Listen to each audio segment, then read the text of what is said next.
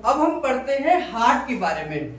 Heart एक ऐसा organ जो 24 घंटे लगातार काम करता रहता है, बिना थके, बिना रुके, और जरूरत पड़ने पर और ज्यादा तेजी से काम करता है, और जरूरत पड़ने पर और तेजी से ज्यादा काम करता है, और धीरे धीरे जैसे जैसे जरूरत कम पड़ती है वो धीरे धीरे कम काम करता है, लेकिन काम करता रहता है। कहते हैं 1 मिनट में हार्ट 72 बार धड़कता है। 1 मिनट में हार्ट 72 बार धड़कता है, यानी कि इसके धड़कन की साइकिल, यानी कि धप धप धप धप, ये जो धप है वो 72 बार 1 मिनट में धड़क जाता है। 1 मिनट का मतलब 60 सेकेंड्स हो गए। 60 सेकेंड्स में 72 बार धड़कता है। इसका मतलब कि ये 1 सेकेंड के कम हिस्से में अपनी साइकिल को कंप्लीट करता है। इसको कहते हैं कि 0.8 सेकेंड में ये अपनी साइकिल को कंप्लीट करता है। 0.8 सेकेंड, यानी कि 1 सेकेंड के 8वें हिस्से में ये अपनी 8वें हिस्से में ये कंप्लीट कर लेता है। 0.8 सेकेंड में हार्ट सिकुड़ भी जाता है और फैल भी जाता है। इसको हम कार्डियक रेट कहते हैं या कार्डियक साइकिल बोलते हैं। हार्ट की कार्डियक रेट या कि हार्ट की कार्डियक साइकिल 0.8 सेकेंड में कंप्लीट हो जाती है, यानी कि ये पूरे शरीर से अपने जो भी ब्लड इसके अंदर आता है उसे गेन करता है और उसे बाहर निकाल देता है, अपने ब्लड को लंग्स को भेज देता है और लंग्स से अपने हार्ट में ब्लड को लेकर आ जाता है। इसमें 0.5 सेकेंड में हार्ट फैलता है। अब 0.5 सेकेंड में हार्ट फैलता है, जिसको हम हार्ट को फैलना कहते हैं, यानी कि ये रिलैक्स होता है, और 0.3 सेकेंड में ये सिकुड़ता है। 0.3 सेकेंड में ये सिकुड़ता है, 0.5 सेकेंड में ये फैलता है, और टोटल मिलाकर ये 0.8 सेकेंड इसकी कार्डियक साइकिल होती है। कहते हैं कि 1 मिनट में हार्ट आपकी बॉडी से 5 लीटर के करीब में ब्लड को फिल्टर कर देता है, यानी कि इस 1 मिनट में ये अपने अंदर से 5 लीटर ब्लड फिल्टर कर देता है, यानी कि पूरे बॉडी के ब्लड को फिल्टर कर देता है 1 मिनट के अंदर। क्योंकि एक सामान्य तौर पर एक व्यक्ति के अंदर 5 लीटर ब्लड ही माना जाता है। कहते हैं कि पूरी बॉडी के 7% भाग ही ब्लड होता है, 7% भाग होता है। मान लीजिए एक नॉर्मल आइडियल वेट जो होता है वो कितना होता है, 70 केजी। 70 केजी, तो 70 केजी का 7% कितना होगा, 490 ग्राम, 4900 ग्राम, इतना ही होगा, इतना ही होगा। 70 केजी का अगर हम 7% देखें तो लगभग 5 लीटर के करीब में ये माना जाता है, यानी कि एक व्यक्ति के अंदर, एक सामान्य व्यक्ति के अंदर, जो सामान्य है, असामान्य होगा तो ऊपर नीचे हो सकता है। अब किसी का 100 केजी वेट होगा तो उसके अंदर कितना ब्लड होगा, 7 लीटर, उसके अंदर 7 लीटर होगा। लेकिन एक सामान्य व्यक्ति का वेट 70 से 75 माना जाता है, और 70 से 75 केजी वेट के अनुसार एक सामान्य व्यक्ति के अंदर 5 लीटर का ब्लड होता है। 1 मिनट में हार्ट इस 5 मिलीलीटर के ब्लड को फिल्टर कर देता है। अब किसी का वेट ज्यादा हुआ तो हो सकता है ज्यादा ले ले समय, लेकिन 1 मिनट में अपनी एक सामान्य व्यक्ति की बॉडी के ब्लड को फिल्टर कर देता है ये हार्ट। ऐसे आप हर मिनट का हिसाब लगाए तो पूरे 1 घंटे में 60 बार बॉडी को ब्लड को फिल्टर करता होगा। 24 घंटे में मल्टीप्लाई बाय 60 कर दो, इतने 1000 बार एक दिन में हार्ट बॉडी के ब्लड को फिल्टर कर देता है। इसको अगर हम देखें तो 1 मिनट में ये करता है 5 लीटर, और 1 घंटे में कितना करेगा, तो 5 गुणा 60, 300 बार, और 1 दिन में कितना करेगा, तो 24 घंटे, है ना, ये 7200, ये 7200 बार एक दिन, एक पूरे 24 घंटे में हार्ट बॉडी के ब्लड को फिल्टर कर देता है, इतनी बार, और नॉन स्टॉप ये करता है। अगर आप ये है जब आप सामान्य स्थिति में चल रहे हैं, जब आप सामान्य स्थिति में अगर आप भाग रहे हैं, दौड़ रहे हैं, कूद रहे हैं तो फिर ये इसकी वर्किंग और ज्यादा हो जाती है, इसकी वर्किंग और ज्यादा हो जाती है, इससे कम नहीं होती, इससे कम रेयर टू रेयर किसी न किसी बीमारी में होती है। ये हार्ट करता क्या है? हार्ट एक टिल्लू पंप की तरह काम करता है। टिल्लू पंप क्या करता है? टिल्लू पंप में 2 दरवाजे होते हैं। ये टिल्लू पंप है। टिल्लू पंप क्या करता है? ये जमीन के साथ जुड़ा होता है। टिल्लू पंप आपके घरों में होगा, है ना? ये आपके दिल्ली कॉर्पोरेशन के पानी को पकड़ता है, दूसरा यहां से इसकी आउटिंग होती है और आपके छत पर पहुंचा देता है। ये आपकी छत है ना? यही करता है टिल्लू पंप कि आपके घरों में पानी आता है, उस पानी के को प्रेशर देता है और प्रेशर देकर कहां पहुंचा देता है? घर की छत पर पहुंचा देता है, फिर हम उसका यूज कर लेते हैं। तो ये हार्ट भी ऐसे ही काम करता है, बॉडी से इनप्योर ब्लड को लेता है, बॉडी से इनप्योर ब्लड को धीरे धीरे करके लेता है। एकदम से थोड़ी पहुंचा देगा ये 100 लीटर, भाई थोड़ा आएगा, जितना आया ऐसे पहुंचा देगा, जितना आया ऊपर पहुंचा देगा, ऐसे ही करता है ना, थोड़ा थोड़ा करके पहुंचाता रहता है, लेकिन कंटिन्यूअसली चलता रहता है। ऐसे ये भी कंटिन्यूअसली चलता रहेगा, इसमें पता ही नहीं चलेगा कब ब्रेक हुआ, कब क्या हुआ, कब क्या हुआ। ठीक है, तो बॉडी से थोड़ा थोड़ा ब्लड लेकर, इनप्योर ब्लड लेकर उसे अपने अंदर लेता है और एक प्रेशर क्रिएट कर कर उसे लंग्स के पास भेजता है और लंग्स उस ब्लड को फिल्टर करता है। लंग्स में एक्सचेंज ऑफ गैसेस होती है, एक्सचेंज ऑफ गैसेस होती है। जैसे ही इनप्योर ब्लड, गंदा खून, जिसको आम भाषा में 3 तरीके से इस ब्लड को बोलते हैं। गंदे खून को गंदा खून, यानी कि डीऑक्सीजनेटेड ब्लड, और यानी कि हम बोलेंगे इसको क्या बोलते हैं?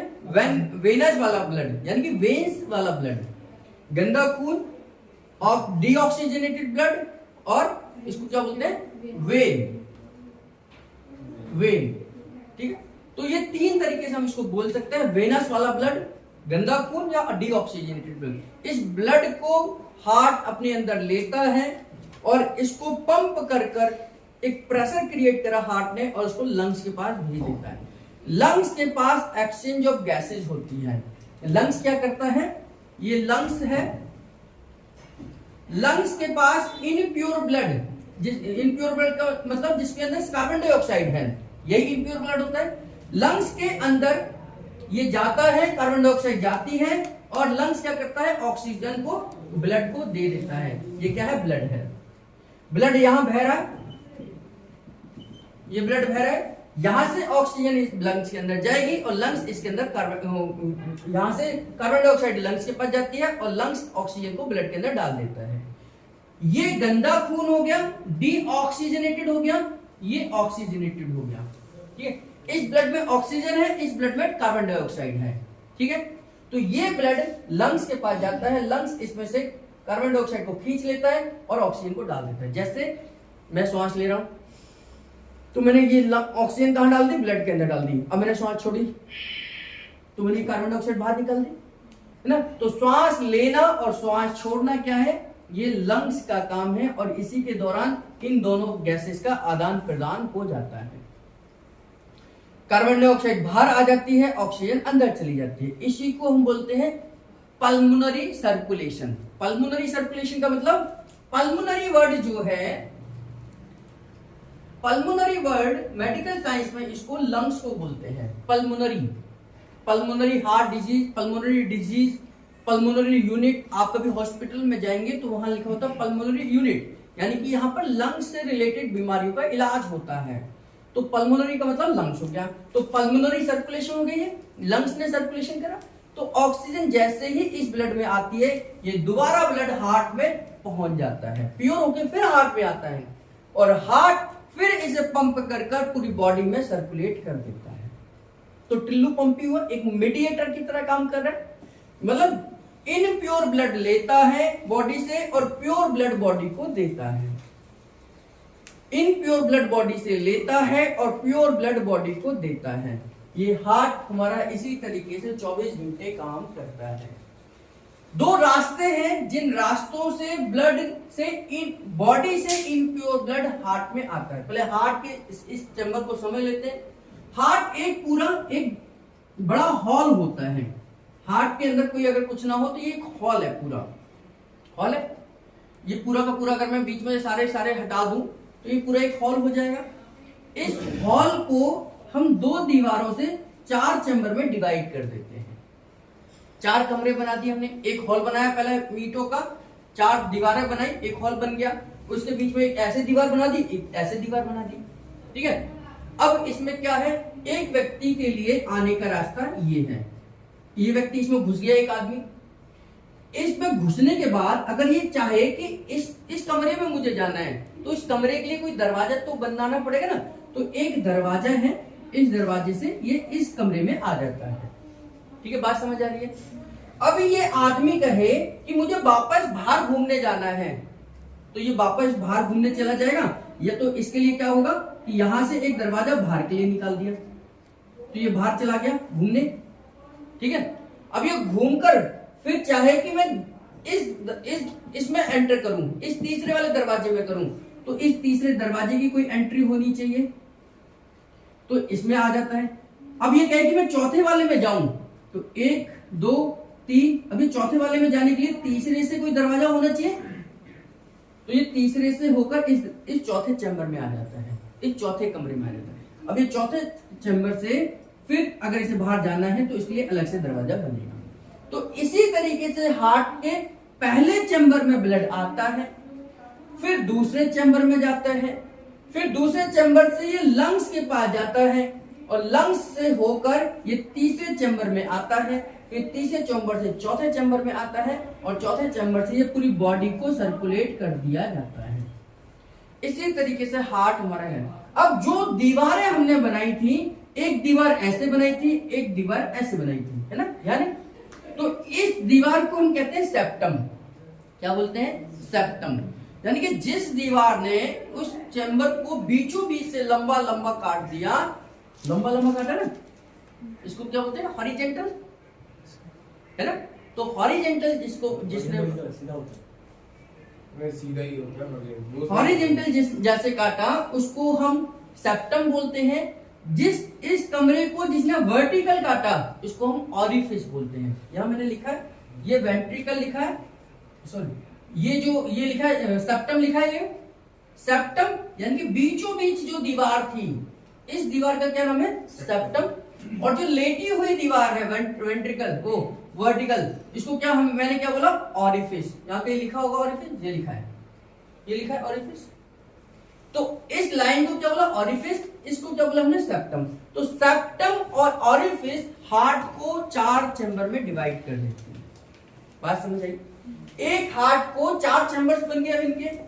अब इसमें नीचे वाले चैम्बर्स और ऊपर वाले चैम्बर्स ऐसे हम बोलते हैं। ऊपर वाले चैम्बर्स को हम क्या बोलते हैं? ये हो गया हमारा फर्स्ट फ्लोर, ये हमारा हो गया ग्राउंड फ्लोर, ऐसे ही। तो ग्राउंड फ्लोर का नाम है वेंट्रिकल, ये मैंने लिखा हुआ है। इस ग्राउंड फ्लोर को यहां बोलते हैं वेंट्रिकल, और अपर जो फर्स्ट फ्लोर है इसको क्या बोलते हैं?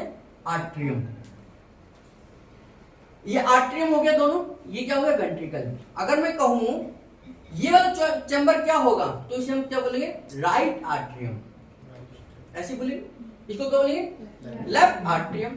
इसको क्या बोलेंगे? Right ventricle. Right ventricle. इसको क्या बोलेंगे? Left ventricle.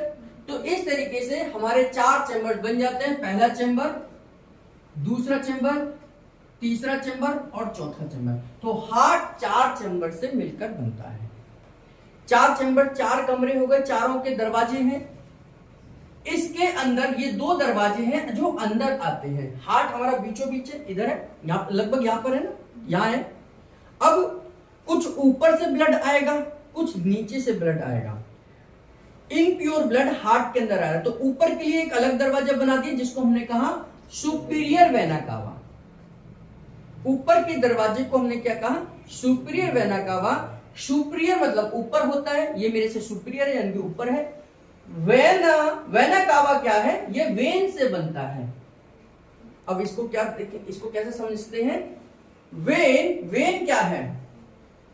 वेन क्या है? इसको हिंदी में धमनी और सिरा कहते हैं। सिरा का मतलब होता है जिसमें गंदा खून बह रहा हो, उसे सिरा कहते हैं। धमनी जिसमें अच्छा खून हो रहा बह रहा हो।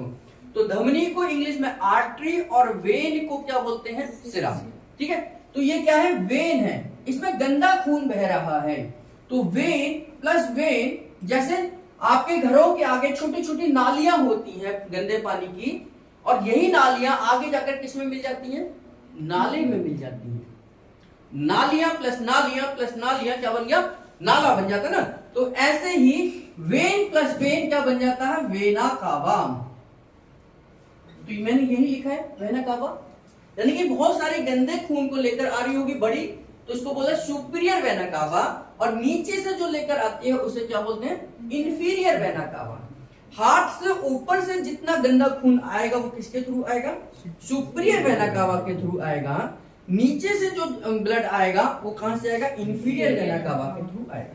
तो सुपीरियर और इंफीरियर वेना कावा के थ्रू थोड़ा थोड़ा करके ब्लड हमारे किस चैम्बर में आता है, इस चैम्बर में आता है, इस चैम्बर में आता है। ठीक, अब इस चैम्बर से यही ब्लड जब हार्ट का अंग है, सिकुड़ना और फैलना, सिकुड़ना और फैलना। जब ये सिकुड़ेगा तो स्वाभाविक है कि इसका ब्लड कहीं जाएगा, इसका ब्लड नीचे आएगा और इसका ब्लड कहीं और भाग जाएगा। तो जब ये सिकुड़ेगा तो इस ब्लड के यह चैम्बर से ब्लड दूसरे चैम्बर में आ जाता है, जिसको हमने क्या नाम दिया था, राइट वेंट्रिकल।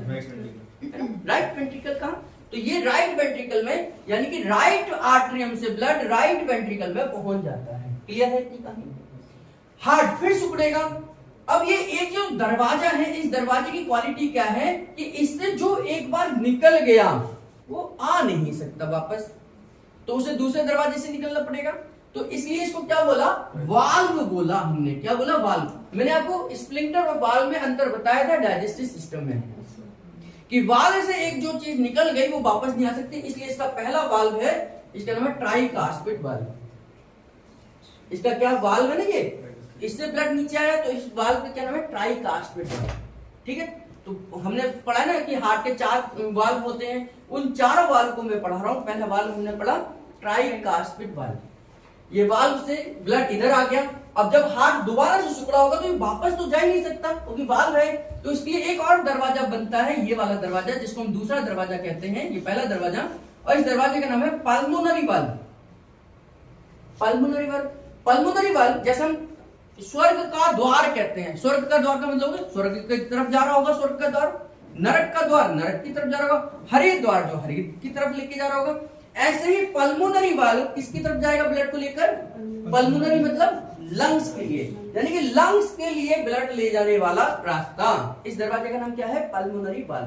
तो ये दूसरा है, इससे जैसे ही हार्ट सिकुड़ेगा ब्लड कहां पहुंच जाएगा, लंग्स के पास पहुंच जाएगा। और मैंने यहाँ राइट और लेफ्ट 2 लंग्स बना दिए, यानी कि ये पल्मोनरी आर्टरी, ये लेफ्ट हो गई, ये राइट की तरफ ले जाएगा, ये लेफ्ट की तरफ ले जाएगा। हमारा ब्लड कहां पहुंच गया, हार्ट में पहुंच गया, हमारे लंग्स के पास पहुंच गया। लेफ्ट लंग्स और राइट लंग्स के पास पहुंच गया। लंग्स दोनों काम एक ही करते हैं कि ऑक्सीजन को डालते हैं और कार्बन डाइऑक्साइड को बाहर निकालते हैं। दोनों ही लंग्स ने ऐसा काम किया और ऐसा करके प्योर कर दिया ब्लड को। प्योर करने के बाद 2 रास्तों से ये 2, एक हमारा हो गया राइट लंग्स, एक लेफ्ट लंग्स।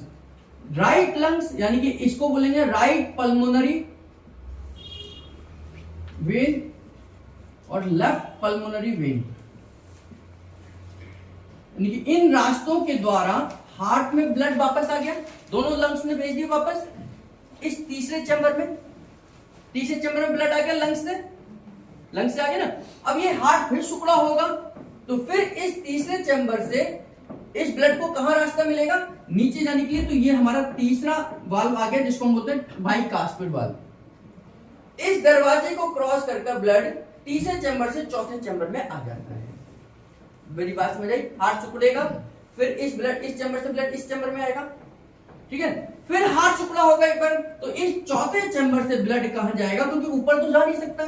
तो एक दरवाजा यहां और बना हुआ है, इसको चौथा वाल्व कहते हैं, इसको बोलते हैं अरोटिक वाल्व। अरोटिक वाल्व यानी कि अरोटिक वाल्व का मतलब है अरोटा। इसका नाम क्या है, अरोटा।